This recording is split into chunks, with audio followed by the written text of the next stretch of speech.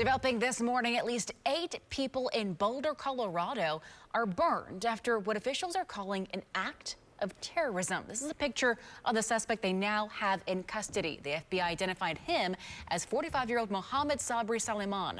Channel 9's Nick Mapantonis is live for us in studio this morning. Nick, this happened in a crowd of pro-Israel demonstrators. They say it was a weekly peaceful march in the city's downtown that turned violent the moment they heard shattered glass. Video showing the man accused of throwing Molotov cocktails into a crowd of demonstrators in Boulder, Colorado Sunday. 2 bottles still in hand, charred remains of another on the ground. He just kept screaming, "You're killing," I think he was saying, "You're killing my people." Investigators say 45-year-old Mohammed Sabri Solomon injured 8 people, ages 52 to 88, who were protesting to raise awareness of Israeli hostages held by Hamas. The attack happening in the city's popular downtown pedestrian street. Witnesses rushing to aid the victims.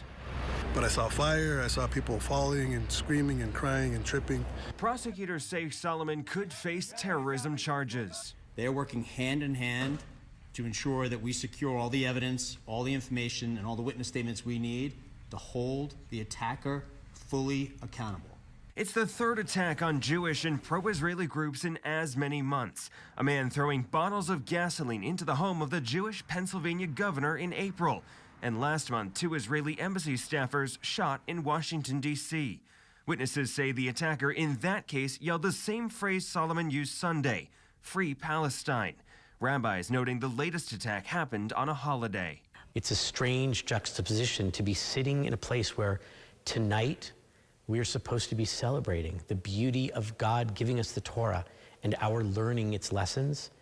And we have to balance that with looking at an attack today. Data shows there were more than 9,000 anti-Semitic acts in the United States last year. That is an increase of 900% in the last decade. Alexa? And Nick, Florida lawmakers right now are reacting to the terror attack in Colorado. Last night, Channel 9 actually spoke to Central Florida U.S. Congressman Randy Fine. Well, I think we need to do in Washington what we've done in Florida. Look, I largely solved this problem in Florida, and it was by targeting the action of Muslim terrorists and also going after universities that coddle it. Fine's first bill in the U.S. House would amend the Civil Rights Act to prohibit anti-Semitism and federally funded programs and allow for punishments for schools that don't comply. This is a story, of course, that Channel 9 will be staying on top of for you in the next few days. You can find our continuing coverage on air and online at WFTV.com. We'll also send updates straight to your phone on the free WFTV News app.